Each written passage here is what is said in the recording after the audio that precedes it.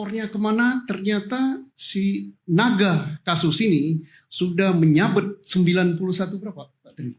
97 orang. Nah kita tentunya inginkan suatu rasa per kemarin rasa keadilan.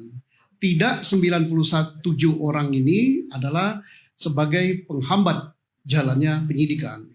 Kalau yang benar merusak TKP, yang benar-benar menghilangkan barang bukti dengan sengaja untuk merusak kasus ini, jangan ditindaklanjuti, diselesaikan melalui Komisi Kode Etik.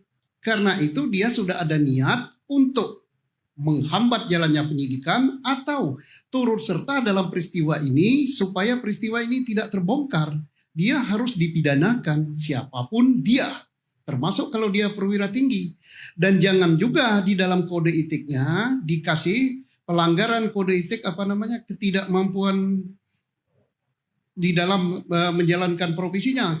Tidak benar, mana ada perwira tinggi tidak mampu ngolah TKP, Pak. Mana ada kombes di TKP. Itu dengan sengaja merusak.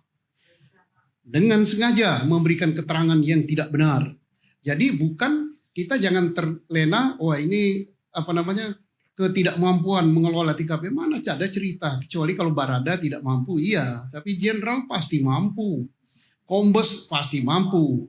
Jadi dia digeret di dalam Komisi Kode Etik, dia dengan sengaja merusak, dengan sengaja memalsukan keterangan, dan itu ancamannya kalau di Kode Etik bisa untuk direkomendasi di PTDH, dipecat dari polisi, dan juga bisa dibawa, bukan bisa tapi harus ya, dibawa di dalam sidang pidana. Tinggal nanti apakah dia termasuk di dalam ikut serta, membantu, atau menutupi. Jadi bisa 340, 338 yuntonya pasal 51 dan 55 dan 56. Ayat 1, ayat 2 dan 56. Jadi tinggal tergantung kemana, cukup berat hukuman itu. Itu sabetan ekornya Pak. Tetapi juga keadilan juga.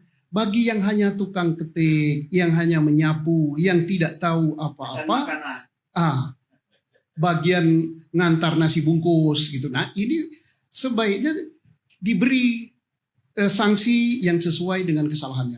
Dan kalau sudah dicatat di dalam kode etik Pak, ini catatan hitam bagi seorang Polri. Karirnya jatuh, nggak bisa sekolah, nggak bisa naik pangkat, nggak bisa dapat jabatan. Kalau dia memang tidak ada sama sekali kesalahannya, ya diputuskan juga. Dia tidak punya kesalahan dan direhabilitasi namanya. Sehingga jabatannya bisa dipulihkan lagi, kemudian mengikuti pendidikan tidak terhambat, dan juga untuk naik pangkat tidak terhambat. Itu untuk yang terkena Komisi Kode Etik. Kemudian untuk yang lain, masalah pidana Pak Nurul Huda ini belum selesai. Ada yang berperan utama tetapi belum selesai. Hari pertama kejadian, tanggal 8, dia sudah bertemu dengan FS dan sudah merancang untuk ini, dibuat suatu hoax yang menipu, termasuk Komisi 3, termasuk mungkin Pak Mahfud juga, termasuk kita semua. Kapolri pun ditipu. Pak Karni pun mungkin ditipu, tapi Pak Karni cerdas, dia mantan Kompolnas, nggak bisa dia ditipu. Jadi apalagi beliau kan orang Padang itu mengangguk belum tentu setuju. Makanya Pak, Menlu pertama RI itu Pak Agus Salim. Pak Agus Salim itu apa? Tak kurung tapi di luar katanya. Terus apa lagi satunya? Tajapit tapi di atas. Nah, dan mana pernah beliau itu kan ahlinya. Gak ada yang ngalahkan. Makanya kalau Menlu kita orang Padang, ya udahlah beres lah Indonesia ini. Kembali ke laptop. Jadi belum selesai untuk pelaku, kita katakan dia ini turut serta juga di dalam merancang ini. Ya Pak, siapa namanya? Fahmi. Ini harus digeret walaupun dia penasihat atau staf penasihat ahli Kapolri. Dan saya senang sekali Komisi 3 DPR kemarin dalam rapat dengar pendapat sudah menyuarakan ini. Dan dicatat di dalam kesimpulan, insya Allah RDP ke depan ditanya hal ini. Kemudian kemana lagi kepala ini menyabet? Nah termasuk kemarin itu di RDP, saya ini hanya ngikuti RDP kan. Nyabetnya kemana? Ke ibu-ibu Bayangkari, ke bapak-bapak polisi muda yang dibilang apa namanya hedon. Nah, saya pikir tadi hedon itu nama wanita Arab yang cantik. Terpaksa saya buka mbah Google. Apa sih hedon ini? Oh, berpamer ria rupanya.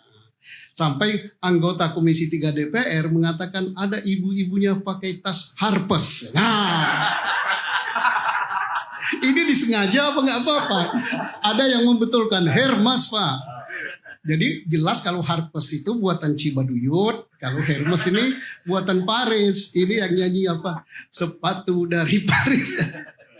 Nah, jadi itu Komisi 3 pandai juga dia berpantun ria Harpes. Tapi ini menjadi catatan dan insya Allah ini dituruti oleh Pak Kapolri bahwa berpamer mobil mewah, berpamer baju merek, gitu, berpamer sepatu merek ini insya Allah menjadi catatan walaupun sudah pernah itu dilarang untuk berpamer.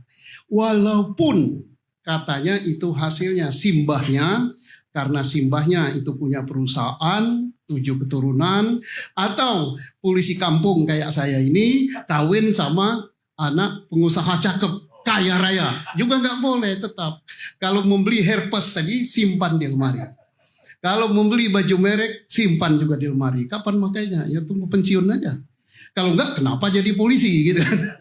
Nah itu jadi itu bagus karena kalau kita lihat di Mabes ya pas acara itu kan Komisi 3 nyoroti katanya tempat parkir apa showroom gitu. Nah ini saya yakinlah Pak untuk yang masalah itu kan diatasi. Tapi satu lagi.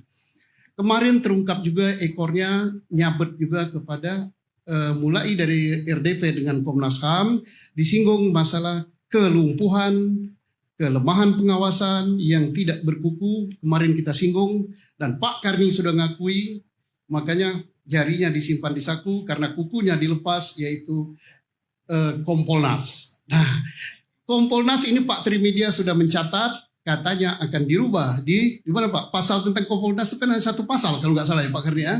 Iya. Oh 3 pasal, 1 pasal 3 ayat apa berapa gitu.